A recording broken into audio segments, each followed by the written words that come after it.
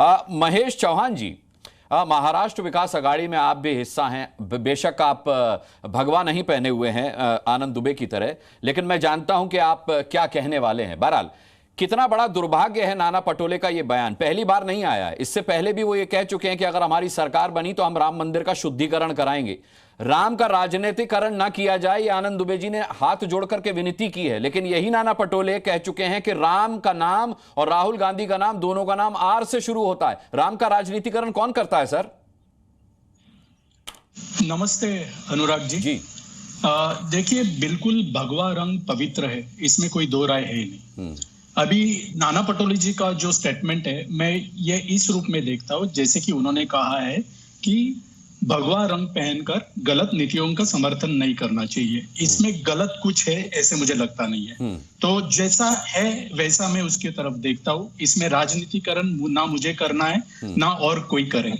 दूसरी बात, जैसे ही भगवा रंग पवित्र है, उतना ही पवित्र रंग हमारे देश के झंडे का है। हमारे देश के झंडे में बाकी जो रंग है, जिसमें सफेद रंग है, हरा रंग है, नीला रंग है और भगवा रंग भी है। जितना कि भगवा रंग पवित्र है, क्या बाकी नीला रंग कहां से आता है? आपत्ति इस बात पर नहीं है महेश चौहान जी, आपत्ति इस बात पर नहीं है। ये तो सभी मानेंगे कि भगवा पहनकर कोई गलत काम नहीं करना चाहिए। ये तो मैं भी कह रहा हूं कि भगवा पहनकर कोई गलत काम नहीं करना चाहिए। आपत्ति रावण के नाम के इस्तेमाल पर है कि रावण ने सीता का हरण किया था तो भगवा पहन करके किया था। इस पर बोलिए ना। मैं अभी बीजेपी के प्रवक्ता को पूछना चाहता हूं कि हमारे झंडे पर बीच में जो चक्र है उसका कलर कौन सा है? नहीं, आप सवाल के बदले सवाल कैसे पूछ सकते हैं? सुनिए, मेरे सवाल का जवाब दे दीजिए, फिर अपना सवाल पूछ लीजिएगा के शर्मा जी से। नहीं, उन्होंने मेरे सवाल का जवाब उन्होंने आपसे पहले ये पूछा था कि नीला रंग। क्या मैं ये मानूं कि मेरे सवाल का जवाब तलाशने के लिए आप टाइम बाय कर रहे हैं? आपको जवाब नहीं सूझ रहा तो आप टाइम बाय कर रहे हैं। बिल्कुल, आप तो बड़ी वरिष्ठ पार्टी से आते हैं सर, आपकी विचारधारा की तो दुनिया कायल है, तो फिर क्या जवाब देने में देर कर रहे हैं आप? अनुराग जी, अपने भारत के देश के झंडे का अपमान बीजेपी के प्रवक्ता ने किया था, इसलिए मेरा पूरा तो नाना पटोले ने उसके बदले में भगवा का, सनातन का अपमान किया। आप ये कहना चाह रहे हैं? किसने किया? मैंने कब बोला ऐसे कि भगवे का सनातन नहीं, का तो आप अपमान किया? फिर उदाहरण क्यों दे रहे हैं? फिर उदाहरण क्यों दे रहे हैं? डिबेट पर रहिए ना। आज हम राष्ट्रीय ध्वज के अपमान पर चर्चा नहीं कर रहे हैं। अनुराग जी, देखिए, आपके चैनल पर आपसे पहले ये प्रवक्ता जी ने मुझे जो सवाल पूछा उसका मैंने जवाब दिया जी। अभी आप मुझे आपका सवाल पूछिए। मुझे झंडे का अपमान से सहा नहीं गया, इसलिए मैंने उस पर बात की। आपका मैसेज क्लियर हो गया। केके जी आपसे जवाब लूंगा मैं, केके जी आपसे जवाब लूंगा मैं, आपसे जवाब लूंगा। लेकिन महेश चौहान जी, आपका मैसेज क्लियर हो गया। अब आप मेरे सवाल का जवाब दे दीजिए। हाँ, मुझे प्लीज पूछिए, मैं थोड़ा वो मिस कर दिया, मुझे प्लीज पूछिए। मैंने आपसे ये पूछा कि भगवा पहन करके गलत काम कोई ना करे, इसमें किसी को कोई आपत्ति नहीं है, ना बीजेपी को आपत्ति है, ना किसी देशवासी को आपत्ति है। आपत्ति इस बात पर है, नाना पटोले ने जो कहा कि रावण ने भी सीता का हरण भगवा पहन करके किया था। देखिए, अगर यहाँ पर कांग्रेस की प्रवक्ता होता तो वो इसका जवाब देता। अभी हमारे महाविकास आघाड़ी के सहयोगी दुबे जी है, उन्होंने ये कहा कि उनका वो व्यक्तिगत कहना होगा, हम उसे डेफिनेटली सपोर्ट नहीं करेंगे। क्या मैं ये मान लूं कि महाराष्ट्र विकास आघाड़ी का ये बयान है कि नाना पटोले का ये व्यक्तिगत बयान है? देखिए, उनको अगर कहने का मतलब ये है कि एक भगवा पहनकर लोगों को गुमराह नहीं करना चाहिए या गलत नीति का समर्थन नहीं करना चाहिए। मैं तो कह रहा हूं भगवा पहन करके लोगों को गलत काम नहीं करना चाहिए, ये मैं भी कह रहा हूं। मैं आप देखिए, आप ट्विस्ट कर रहे हैं मामले को। मैं कह रहा हूं रावण भगवा पहनकर सीता हरण करने आया था। अभी आपने रामायण पढ़ी होगी, आपको मालूम है वो आया था कि नहीं आया था। बात खत्म। उन्होंने क्या बात की? अगर वो गलत है तो गलत है, हाँ। सही है तो सही है। ये कहिए ना कि उन्होंने गलत कहा, ये कहिए कि उन्होंने गलत कहा, या फिर समर्थन कीजिए या फिर खंडन कीजिए। इस बात पर अफसोस जताइए उनके बयान पर। अनुराग जी, जब मैंने ये कहा कि उनका वो अगर व्यक्तिगत कहना है तो मेरा मतलब क्या होता है कहने का? मैंने समर्थन किया उसका। नहीं, समर्थन किया सर, समर्थन किया। अगर आप किसी के बयान को निजी, कांग्रेस पार्टी के एक राज्य के अगर आप अध्यक्ष के बयान को निजी बयान किस हैसियत से कह रहे हैं सर? तभी तो मैंने कहा महाराष्ट्र विकास अघाड़ी के हवाले से चला दूं खबर कि महाराष्ट्र विकास अघाड़ी ने कहा है कि नाना पटोले का बयान उनका निजी बयान है, व्यक्तिगत बयान है, तो आप इस पर भी मंजूर नहीं हो रहे। देखिए मैंने ऐसे तो ये तो समर्थन करना ही हुआ ना। देखिए कांग्रेस ने नहीं कहा ना ये बात। देखिए अनुराग जी, आपको जो खबर चलानी है वो आप खबर चलाइए। कांग्रेस अगर बोलती है कि उनका ये ऑफिशियल स्टेटमेंट है, वो समर्थन करती है, तो फिर उसके ऊपर बाद में डिबेट होगी। तो वही तो मैं कह रहा हूं ना सर, जब कांग्रेस ने व्यक्तिगत बयान नहीं बताया तो आप उसे व्यक्तिगत क्यों बता रहे हैं? मैं वही तो बता रहा हूं कि अगर उन्होंने किया है तो वो उनका व्यक्तिगत बयान होगा, वो ये महाविकास आघाड़ी का बयान नहीं है। ये पहली बात। हाँ। दूसरी बात, मैं जो कहना चाह रहा था, मुझे भी प्लीज कंप्लीट करने दीजिए। मैं इसलिए इसको एक रेफरेंस है चाइना का, इसलिए मैं बोल रहा हूं।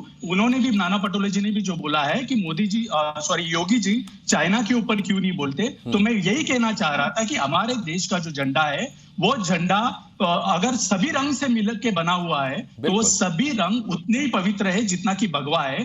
तो इसी से मैं कहना चाहता हूं कि अगर अपने देश के झंडे का या देश का अपमान हो रहा है, चाइना अगर अपने बॉर्डर पे आकर बसा है और वो वहां से वापस जाने को तैयार नहीं है, तो उस पर भी योगी जी ने बोलना चाहिए। ये मेरी बात थी। तो देश प्रेम होना चाहिए, प्रेम सर्वधर्म समभाव जो आपने अभी कहा था प्रमोद जी को, वही हम भी मानते हैं और हमारा कहना है कि वही मानना चाहिए। और आखिरी बात, राजनीतिक का कोई एक धर्म नहीं होता है। राजनीतिक ना हिंदू होता है, ना मुसलमान होता है, ना सिख होता है, ना ईसाई होता है, वो भारतीय होता है।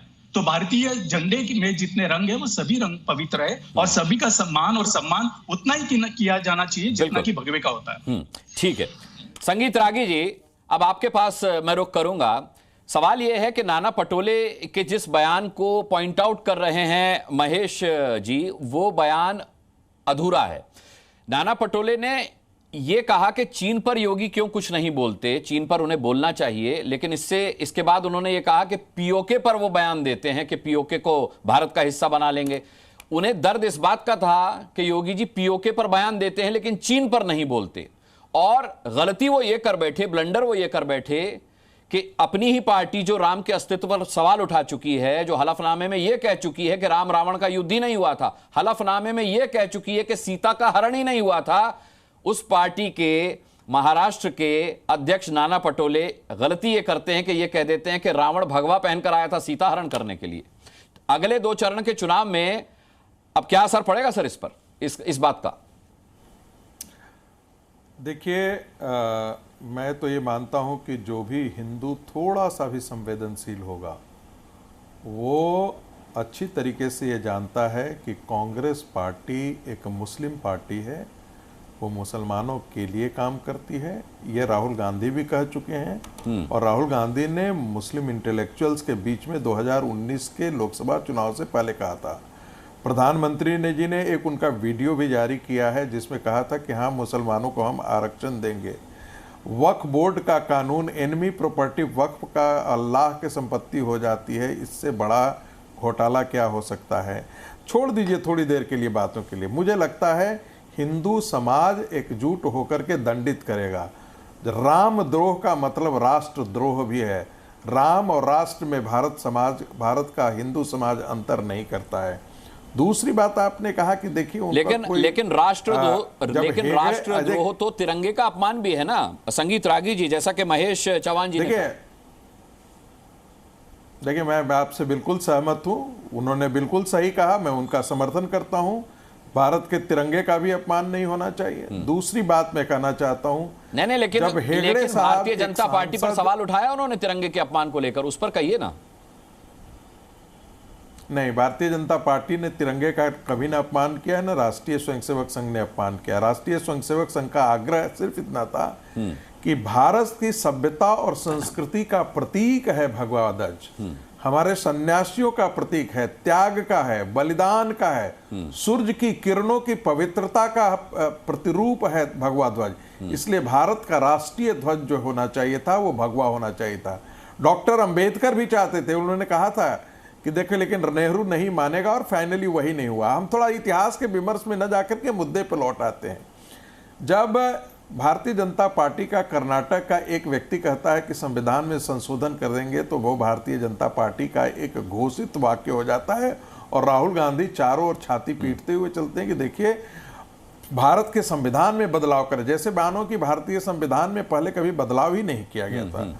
दूसरी बात, कांग्रेस का प्रवक्ता आज इसलिए नहीं आया क्योंकि राहुल गांधी नहीं है। राहुल गांधी कहते हैं कि जो हिंदू मंदिरों में जाते हैं वो तो लड़कियां छेड़ने जाते हैं, और उस लड़कियां छेड़ने के बयान को सत्यापित करने के लिए कांग्रेस के रोज प्रवक्ता आते थे। एक ही बात मत कहिए ना, देखिए जी न्यूज़।